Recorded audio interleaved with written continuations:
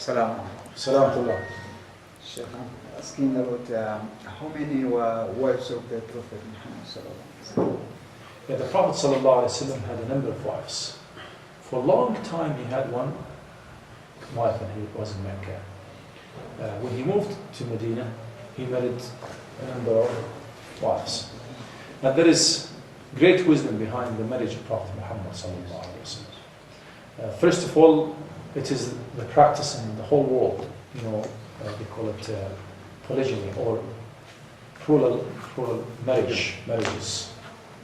And that time, people were married to a number of wives. The Prophet sallallahu alaihi wasallam married for many reasons. I think he married about 9 wives. And he married for many reasons. This is the question. He was a man like us.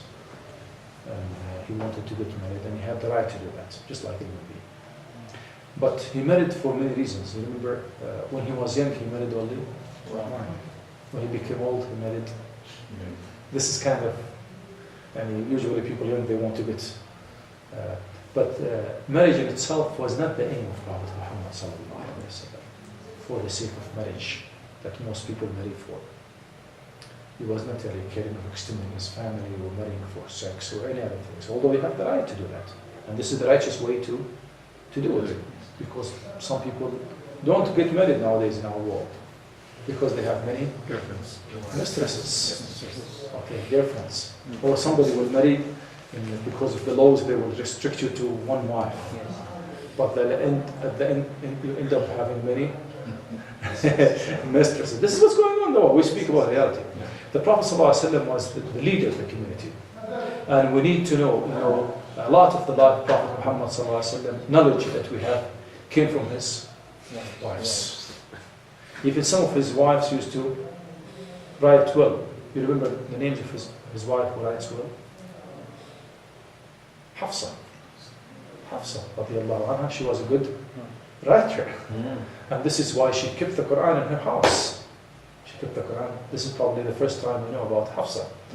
And she was very well known for his recitation of the Quran, memorization of the Quran. Hafsa radiallahu anha. Aisha was a faqihah, was a very intelligent woman.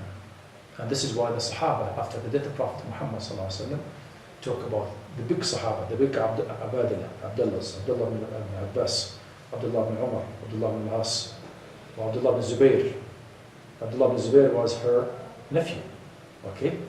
They would come to her. They say when we get in trouble and we cannot really understand a certain issue in Islam, we go to who? Aisha. And she would give them verdict, fatwa. They will take it. So those people were having a purpose. Allah subhanahu wa ta'ala selected them for Prophet Muhammad sallallahu alaihi wasallam. Selected them for Prophet Muhammad sallallahu alaihi wasallam. And I'll give another example of the marriages of Prophet Muhammad sallallahu alaihi wasallam. After the battle of, I think, Uhud, I think it's Badr, one of the companions of Prophet Muhammad, his name is Abu Salama, passed away. And he left family behind him, a widow and children. And the Prophet ﷺ realized that this woman is a great woman, should be of great value to Islam, and nobody's taking care of her children. You see, there was no orphanages, nobody would take care of those children. He approached the woman, he said, I want to marry you, Salama. He said, what do you want from me, Rasulullah? I'm very old, and I have children, and I'm very jealous. 3 bad reasons not to marry a woman. Very old, many children, and jealous. So you'll have a burden. But Prophet Muhammad was really looking for other reasons. He could marry any woman. If I were a woman, I would love to marry Prophet Muhammad to be al-Mu'mineen. You see, so this is great honor for anybody to be close to Prophet Muhammad sallallahu alaihi wasallam. You don't want to be a servant of anybody, but the Prophet Muhammad sallallahu alaihi wasallam, you are very much honored, the greatest honor to be the servant of the Prophet sallallahu alaihi wasallam. So the Prophet sallallahu alaihi wasallam married Salama, and he said, if you're old, I'm old too. Your children will be my children, and I'll make dua that Allah will give you jealousy. And if you go to another reason why the Prophet ﷺ, al-Mu'mineen, who came from a Jewish origin, she came from a Jewish family. What's her name?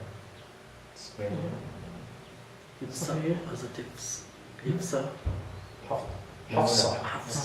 Hafsa is the daughter of Umar al-Khattab. This is, I really made a mistake, I'm sorry. When I said she was the script. No, it was Hafsa, the memorizer of the Quran, the one of great knowledge. I'm sorry, I forgot that. But it's Safiya bint Huyayy al-Khattab. Okay? Her family passed away. Nobody's taking care of her. And she came from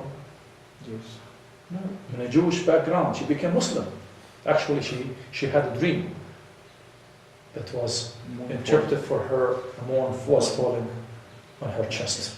And she realized, said, a great Arab king will marry you. And she was really slapped in the face by the Jews because they didn't like that to take place. But this took place. The Prophet ﷺ married her. Even his wives were making fun of her. Said, "You were married to a Jewish lady." He said, "No." She became Muslim. And even Hafsa radiallahu anha, Safiya radiallahu anha, would become, her heart would break down. They speak about her because she came from a Jewish origin. Said, say, my father is Arab and my uncle is Musa. So it is an extension of prophethood. And the Prophet ﷺ wanted to accommodate this lady. She was married before. All his wives were married before. Sometimes all widows with children, or they were married before. How many widows do you want to take? None! You see, but there is a purpose. This is why we need to know why the Prophet ﷺ married. There is a purpose behind the marriages of Prophet Muhammad ﷺ. And you go into each marriage, it has a great purpose that we benefit from. Aisha, Salama, Hafsa, those were of great knowledge that they disseminated after Prophet Muhammad sallallahu alaihi wasallam. Jazakallah khair, my brother.